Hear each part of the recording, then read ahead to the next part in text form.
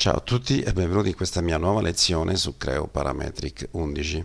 In questa lezione continueremo il discorso iniziato qualche lezione fa, ovvero quello relativo alle serie, ma affronteremo la serie direzione. Prima di cominciare però, come al solito, vi chiedo di iscrivervi al canale e attivare la campanellina. Come al solito ho preparato un modello molto semplice per mostrarvi nella maniera più immediata possibile, con una serie di esempi e di passaggi, come possiamo ottenere questo tipo di serializzazione. In particolar modo la serie direzione viene comoda a mio avviso quando appunto la funzione che vogliamo replicare in serie non è dotata di quote che ne definiscono la posizione, ad esempio su un piano. Infatti in questo caso questa estrusione è un'estrusione che ha uno sketch che cerco di selezionarvi per mostrarvelo. Questo sketch è vincolato su questa superficie ma anche su quest'altra superficie qui, e quindi non è dotato di quote che ne definiscono la posizione rispetto a dei riferimenti, perché è dotato unicamente di vincoli. Quindi non abbiamo a disposizione quelle quote e quindi diventa difficile usare la serie quota. Quindi adesso vi mostro la serie direzione selezionando appunto la feature e andando sul comando serie, che possiamo anche prendere dalla mini toolbar. Andiamo nel comando serie. Come già detto la volta scorsa, ci viene proposta di default la serie quota, ma in questo caso mi conviene scegliere da questo menu la serie direzione. La funzione momentaneamente sparisce, ma semplicemente perché dobbiamo andargli a selezionare delle geometrie che gli fanno capire in che direzione vogliamo spostare l'oggetto e vogliamo creare delle copie spostate. C'è anche da dire che la serie direzione in realtà presenta tre tipologie di direzioni possibili, che sono una direzione traslazionale, che vediamo già proposta di default, ma anche una direzione rotazionale, quindi lungo una circonferenza. In questo caso l'incremento che gli dovremo dare sarà un incremento angolare, ma anche una direzione rispetto a un sistema di coordinate, quindi che in realtà contempla tre incrementi rispetto alle tre direzioni di un sistema di coordinate, quindi rispetto alla x, alla y e alla z. Ma questo vale sia in una direzione che li possiamo definire, ma anche in una seconda direzione dove abbiamo di nuovo le stesse tre possibilità. Detto ciò, per il momento facciamo un esempio un po' più semplice e andiamo a indicare una direzione traslazionale, quindi rettilinea, e possiamo farlo selezionando o un asse, uno spigolo o uno sketch rettilineo. In questo caso lo spostamento verrà definito parallelamente a quell'entità, oppure possiamo selezionargli un piano o una faccia planare, e in questo caso lo spostamento sarà considerato perpendicolarmente a quell'entità, a quel piano o a quella superficie planare. In questo caso selezioniamo una faccia planare, ci propone una direzione di spostamento indicata da questa freccia ortogonalmente a quella faccia, e possiamo poi definirli anche direttamente da schermo. Trascinando questa maniglia li possiamo definire un incremento, quindi l'entità dello spostamento, che poi se vogliamo andiamo a correggere. Questa grandezza la possiamo comunque anche definire all'interno di questa casella. All'interno della casella invece indicata dalla voce membri gli possiamo dire quanti elementi vogliamo all'interno di questa serie. Ad esempio proviamo a dirgli 5. Come al solito la posizione dei nuovi membri della serie viene rappresentata da questi pallini gialli. Questi pallini in realtà comprendono anche l'elemento originale, questo ricordatevelo. Questi pallini, se vogliamo, li possiamo anche spengere cliccandoci sopra, e quindi rimane soltanto il pallino piccolo nero e sparisce l'elemento giallo, e vediamo subito il risultato confermando la serie. Come vedete, nonostante i membri fossero 5, un elemento non viene mostrato perché proprio Creo non lo ha generato, così come lo troveremo all'interno della feature serie, che ci elenca tutti gli elementi, compreso l'originale, ma saltando l'elemento numero 3 che appunto non vediamo. Ricordatevi che la serie si può modificare selezionandola, come tutte le feature, e andando a fare modifica definizione. Ovviamente possiamo riaccendere il pallino e possiamo, cliccando qui oppure facendo tasto destro riferimento direzione 2, che in questo caso lo faccio, possiamo andare a definire anche una seconda direzione sempre traslazionale, In questo caso però gli seleziono uno spigolo. A questo punto definisco un incremento in maniera anche dinamica e definisco quanti membri voglio. 4. Ovviamente posso anche poi correggere un po' il tiro per quanto riguarda l'incremento. Posso sempre spengere alcuni pallini e poi confermare.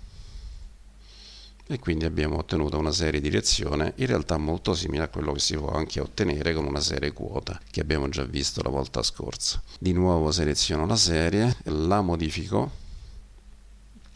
A questo punto direi che invece modifico una cosa. Invece che fare nella seconda direzione una serie traslazionale, innanzitutto cancello facendo rimuovi quella che è l'entità che gli abbiamo selezionato per definire la direzione. Gli dico che voglio una direzione di rotazione. In questo caso gli dobbiamo selezionare o un asse o uno spigolo o uno sketch o una qualsiasi entità rettilinea che serve a dirgli qual è il fulcro della rotazione, quindi qual è l'asse intorno al quale vogliamo ottenere questa rotazione. In questo caso ho questa piastra e quindi mi appoggio a questo spigolo qui che gli seleziono. In questo caso viene mostrato un incremento angolare che adesso vi vado a variare dinamicamente da schermo, che appunto è una quota angolare che magari porta un valore un po' più alto, facciamo un 45 gradi, e quindi farà sì che gli elementi della prima direzione vengano replicati, ruotati intorno a quest'asse di 45 gradi, e quindi ci troviamo questa fila qui, quest'altra fila qui e quest'altra fila qui, perché in realtà sono rimasti i 4 membri, ma possono essere anche 8 membri. Ma 8 forse sono un po' troppo, poi rischiamo di avere un po' troppo caos. Facciamo 5 e confermiamo.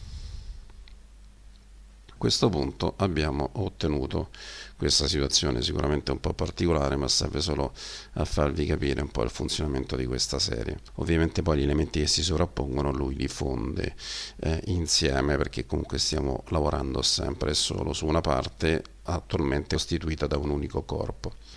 Ok, andiamo a fare elimina serie. Ricordatevi che per cancellare la serie senza cancellare la feature dobbiamo fare elimina serie. Adesso vi mostro invece l'altra tipologia di direzione, quindi seleziono la funzione, gli dico serie e gli dico che voglio sempre una serie direzione, ma nella prima direzione voglio che sia una serie rispetto a un sistema di coordinate. A questo punto gli vado a selezionare il sistema di coordinate, in questo caso gli seleziono quello di default che già abbiamo all'interno del nostro albero. Può essere anche un sistema di coordinate che abbiamo creato ad hoc con delle direzioni specifiche che magari ci fanno comodo. Selezioniamo però questo sistema di coordinate e a questo punto ci appare una freccia, un pallino giallo e 3 valori numerici che possiamo andare a modificare. Posso anche andare sul pallino giallo e definire gli incrementi in maniera dinamica direttamente dallo schermo, oppure posso definire gli incrementi direttamente qui per ciascuna delle direzioni del sistema di coordinate, quindi per la x, per la y e per la z. Ma vi voglio mostrare invece quest'altra possibilità, cioè andando sul pallino giallo e spostandomi un po' di più verso la direzione x che mi viene mostrata a schermo, io posso definire l'incremento in x, poi vado verso la y, definisco l'incremento in y, vado sul pallino giallo, mi sposto un po' più verso la z e definisco l'incremento in z, e ovviamente posso dargli un maggior numero di membri che vogliamo, ad esempio un 6. Vengono mostrati al solito i pallini gialli che, come vedete, saranno spostati sia in x che in y che in z, e quindi andranno anche a sollevarsi rispetto alla piastra originale. Confermo e vediamo anche qui l'effetto. Ovviamente in questo caso avremo degli elementi sospesi nel vuoto, ma Questa sicuramente è una serie che si usa un po' meno frequentemente, però come tutti i comandi, più comandi abbiamo a disposizione e più possibilità abbiamo di risolvere dei problemi di modellazione.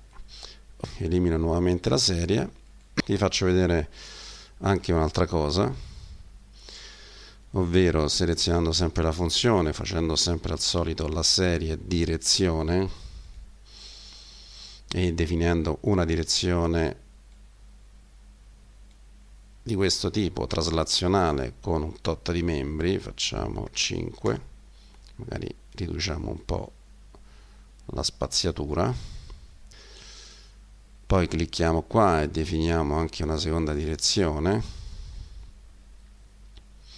e quindi avremo una matrice di elementi, magari con una spaziatura un po' più ampia.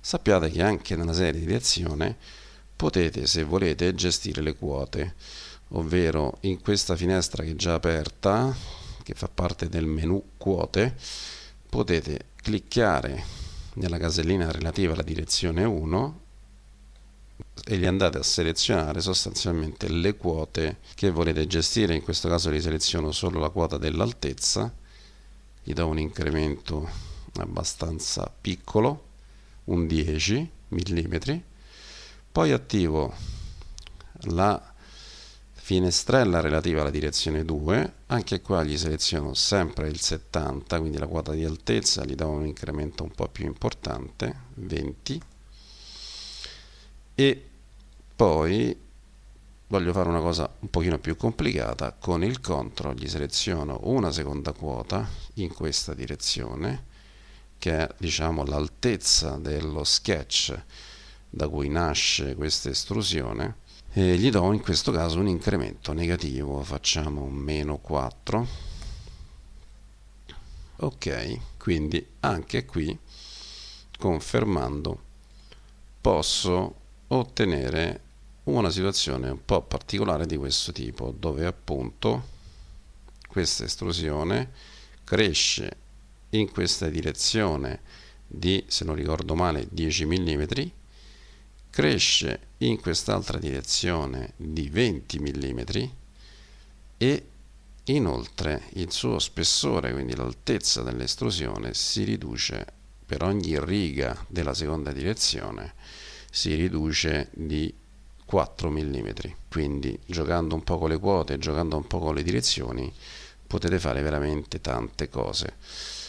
Un esempio classico di applicazione di questo tipo di serie, che nelle versioni più vecchie di Creo invece richiedeva di utilizzare 2 volte il comando serie, quindi di fare la serie della serie, invece in questo caso questa funzionalità della serie, che è stata migliorata e implementata comunque diverse versioni fa, quindi è presente già da credo Creo 3, Creo 4 se non vado errato, io posso, se ad esempio ho un cilindro che voglio forare completamente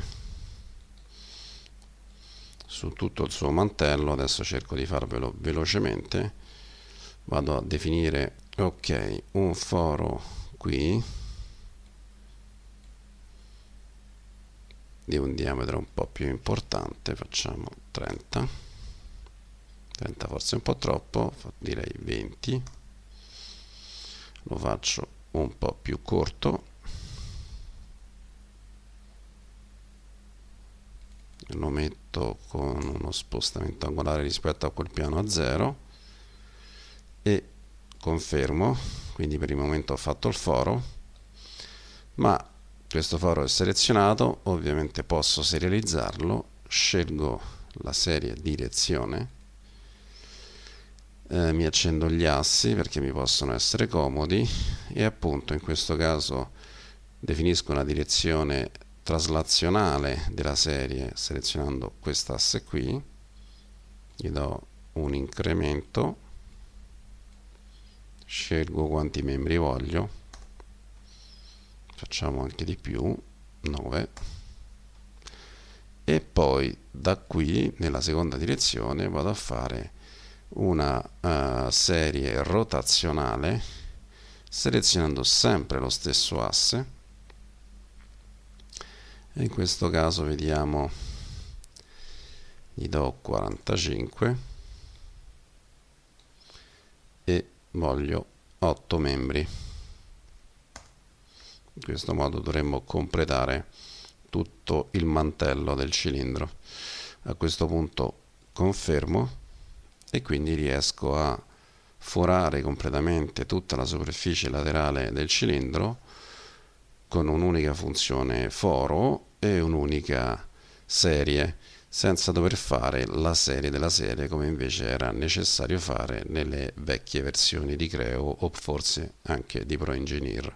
E come vedete all'interno della funzione serie abbiamo tutti gli elementi correttamente definiti e anche indicati da questi valori che sono tra le parentesi quadre. Ok, direi che per il momento il comando serie direzione abbiamo sviscerato abbastanza bene, quindi concludo qui la lezione e ci vediamo alla prossima lezione. Un abbraccio a tutti, ciao!